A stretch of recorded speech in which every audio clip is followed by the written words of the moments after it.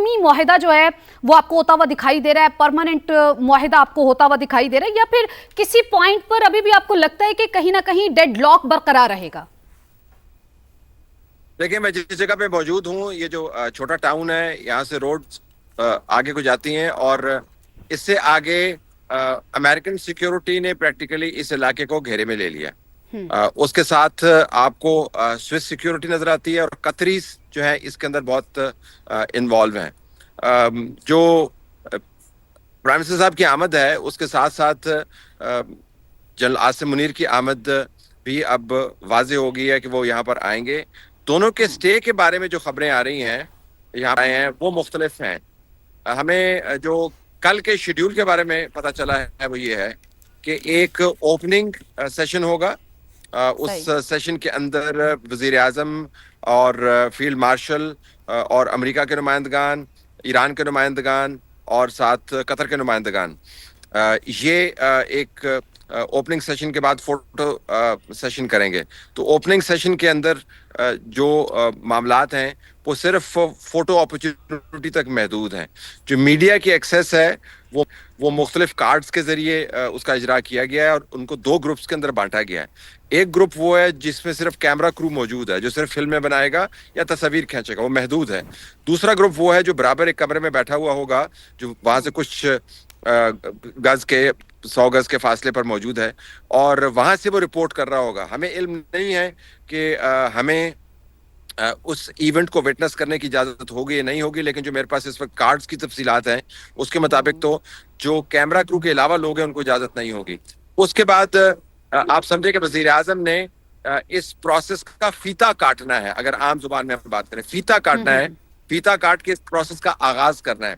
ایران کے ڈیلیگیشن کو آپ نے دیکھ لیا, وہ اپنے تمام ہیوی ہٹرز لے کے آ رہے ہیں. امریکی ڈیلیگیشن جو ہے وہ تو ہیوی ہٹرز تو موجود ہے, لیکن ان کے ساتھ ٹیکنیکی ٹیم جو ہے وہ آلریڈی اس جگہ پر آن موجود ہوئی ہے. تو وزیر اعظم میں بتایا جا رہا ہے کہ وہ اس سیشن کا آغاز کرنے کے بعد فوراً ہی واپس چلے جائیں گے.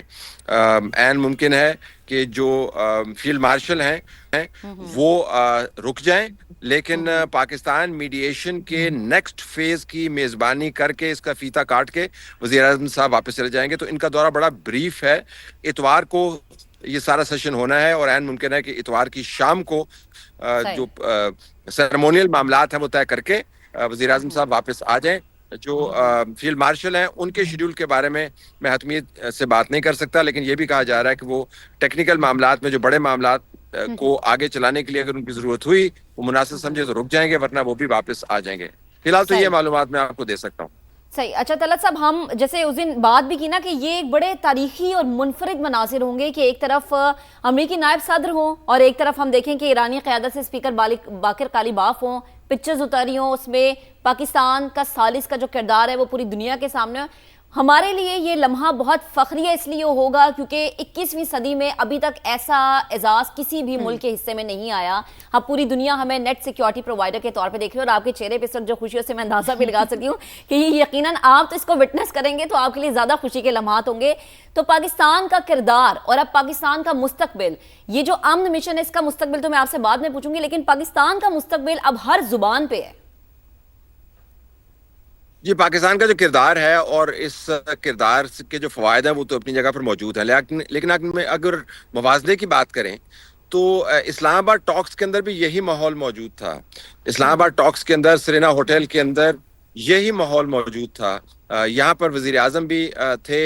اس کے بعد ہمیں پتہ چلا کہ فیلڈ مارشل نے باقاعدہ ان مذاکرات کو, اسلام آباد ٹاکس کو چلانے کے لیے وہاں پر باقاعدہ شرکت کی. He was on the table. تو بائیلیٹرل میٹنگز نہیں تھی, ٹرائیلیٹرل میٹنگز تھے. وہاں پر آپ کے پاس امریکہ کے نائب صدر موجود تھے, ایران کا ہائیسٹ ریپرزینٹیو وہاں پر موجود تھا. سو ان اے وے اگر آپ مجھ سے پوچھیں تو ورجن اسٹاک جو ہے صرف نام تبدیل ہوا ہے, جگہ تبدیل ہوئی ہے. اسلام آباد ٹاکس, ورجن اسٹاک ٹاکس, لیکن جو میڈییٹر ہے وہ وہی ہے.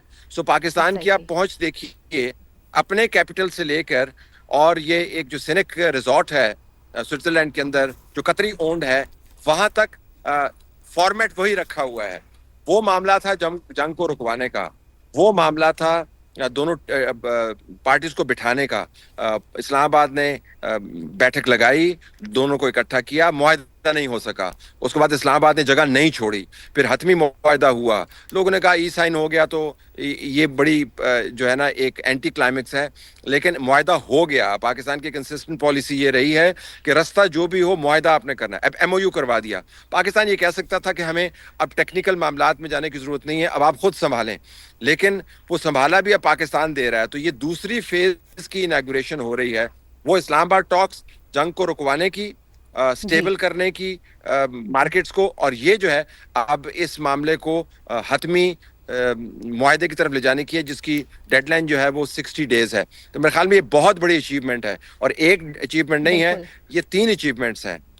जंग को रुकवाने का एहतमाम करना, एमओयू करवाना, और अब टेक्निकल टॉक्स के अंदर वही टीम, प्राइम मिनिस्टर और फील्ड मार्शल यहाँ पर आकर टेक्निकल मामलात का बाकायदा इनागुरेट करेंगे अब से 12-14 घंटे के बाद। इंशाल्लाह। तले साहब, अब तो चूंकि हम लोग ये कह सकते हैं कि पाकिस्तान जो है वो सिर्फ और सिर्फ यूनिक मीडिएटर नहीं है, बल्कि पहले पाकिस्तान को एक मसले के नाम से जाना जाता था, पाकिस्तान को सॉल्यूशन प्रोवाइडर के नाम से जाना जाएगा। ये तो यकीनन पाकिस्तान के एजाज़ में, पाकिस्तान का एजाज़ है कि अल्लाह ताला ने पाकिस्तान के नाम ये लिखा है, कामयाबी लिखी है। मैं चाहूँगी कि अब आप इस पर भी रोशनी डालिए कि अमेरिका का वहाँ पर मौजूद होना, जबकि इसराइल की जानिब से अभी भी स्पॉइल करने की भरपूर कोशिशें की जा रही हैं हमले करके, अमेरिका का वहां पर मौजूद होना, अमेरिका की जो पॉलिसी थी कि वो ईरान को आइसोलेट करना चाहता था, वो उसकी पॉलिसी नाकाम हो चुकी है, और इस बात का इदराक अमेरिका को हो चुका है। देखें, आज की जो डेवलपमेंट्स हैं वो उसमें से आपको मुतजाद किस्म की सिग्नल्स नजर आएंगे। एक तरफ ईरान की तरफ से कहा गया कि इसराइल की खरमस्तियों, खूरेज खरमस्तियों की वजह से हमने आबनाए हुर्मुज़ को बंद कर दिया। दूसरी तरफ से आपको पता चला कि अमेरिका का सेंटकॉम ये कह रहा है कि आबनाए हुर्मुज़ ईरान कंट्रोल नहीं करता, और आबनाए हुर्मुज़ खोली हुई है, और हम उसको देख रहे हैं। दूसरी तरफ ईरान ने अपना सबसे बड़ा डेलीगेशन भेजा है इन टॉक्स के लिए। अमेरिका ने डोनाल्ड ट्रंप के अलावा सबसे बड़ा डेलीगेशन यहाँ पर भेजा है। कतरीज are represented at the highest level, क्योंकि जो लोग यहाँ पर आ रहे हैं वो बराह रास्त उनके अमीर के साथ जुड़े हुए हैं। Pakistan is represented at the highest level.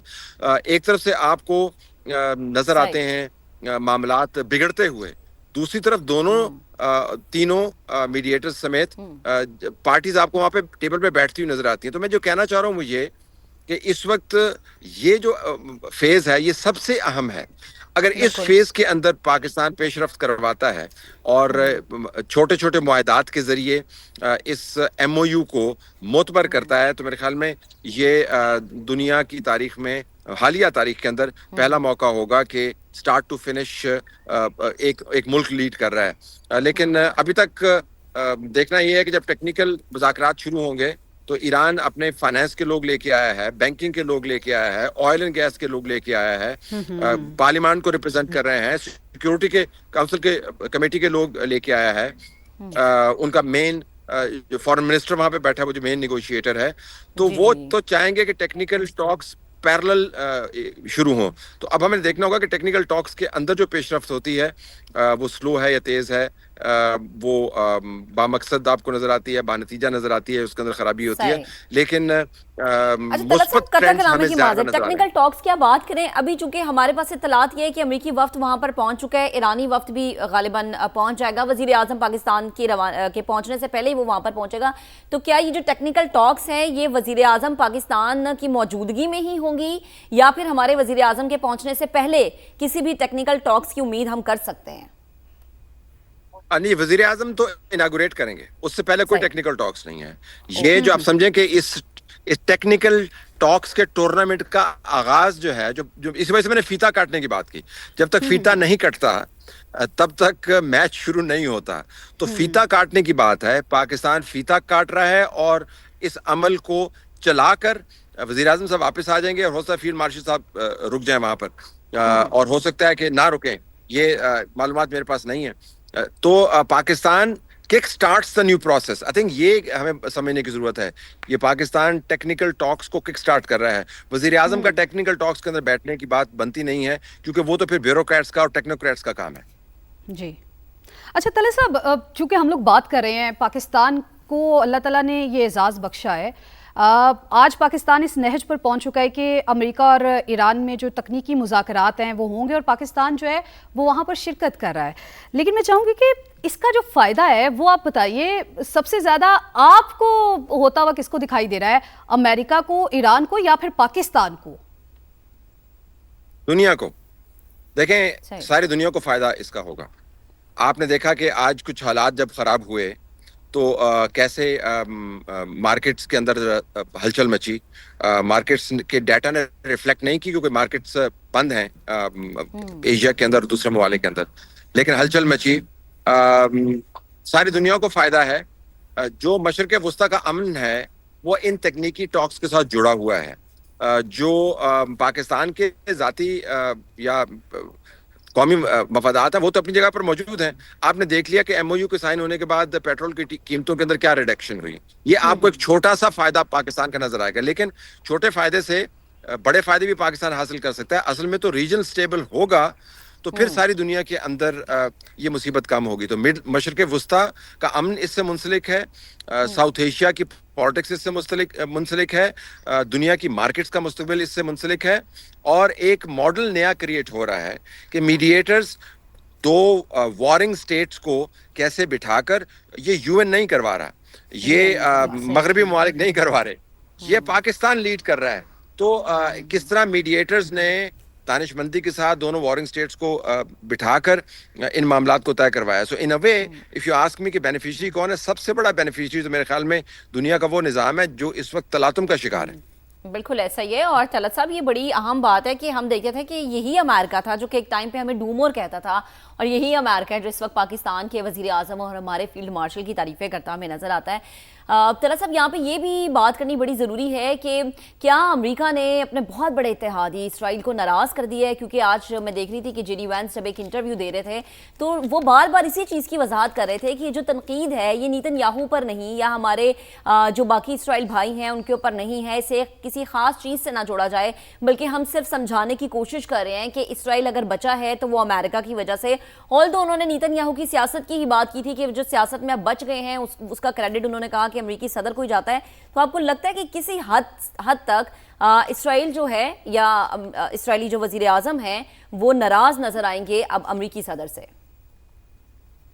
اسرائیل کے زاویے سے دیکھیں تو وہ امریکہ کی اس انتظامیہ کے ساتھ ان کے معاملات جو ہیں وہ بہت برے طریقے سے خراب ہوئے ہیں. اگر آپ اسرائیل کے زاویے سے دیکھیں, ڈونلڈ ٹرمپ یہ نہیں چاہے گا کہ وہ اسرائیل کے ساتھ معاملات اتنے خراب کرے کہ اس کی بہت پاورفل لابیز متحرک ہو جائیں اور مڈ ٹرمز آنے سے پہلے کچھ ایسا کام کریں جس کا سیاسی طور پر ڈونلڈ ٹرمپ کو نقصان ہو اور ان کی جماعت کے کو بھی بہت نقصان ہو. جے ڈی وینس کا ایک پورا کیریئر آگے موجود ہے, وہ بھی نہیں چاہے گا کہ اسرائیل کے تگڑے حلقے جو ہیں ان کو وہ ناراض کرے اور اپنے مستقبل کے اوپر کسی قسم کی وہ داغ لگائے. لیکن اسرائیل کے زاویے سے دیکھیں ان کی بہت بڑی سبکی ہے, انہوں نے اس تمام عمل کو انڈرمائن کرنے میں کوئی کسر روا نہیں رکھی. انہوں نے پاکستان کے خلاف جو نفرتیں پالی ہیں, جس کا ایک اظہار ہندوستان کے ساتھ مل کر جنہوں نے جنگ امپوز کرنے کی کوشش کی تھی, ہندوستان کی معاونت کی تھی, وہ ایک ہے. لیکن انہوں نے ہر جگہ پر کوشش کی ہے, جنگ کے ذریعے, سفارتکاری کے ذریعے, اتحادیوں کے اندر پھوٹ ڈلوانے کے لیے, پاکستان کو انڈرمائن کرنے کے لیے, لیکن وہ بات بنی نہیں اور ایم او یو ہو گیا. اب وہ اپنی طرف سے کوشش کریں گے کہ کہیں نہ کہیں وہ رخنا ڈالیں, لیکن امریکہ کی جو موجودہ انتظامیہ ہے وہ ہرگز یہ نہیں چاہے گی کہ وہ اسرائیل کے ساتھ ایسے نازک موقع پر جب ان کے مڈ ٹرم الیکشن ساتھ لگے ہوئے ہیں حالات خراب کریں. پر لیکن اسرائیل کے اندر نیتن یاہو کا جو قریبی حلقے ہیں اس کے اندر غصہ بہت ہے.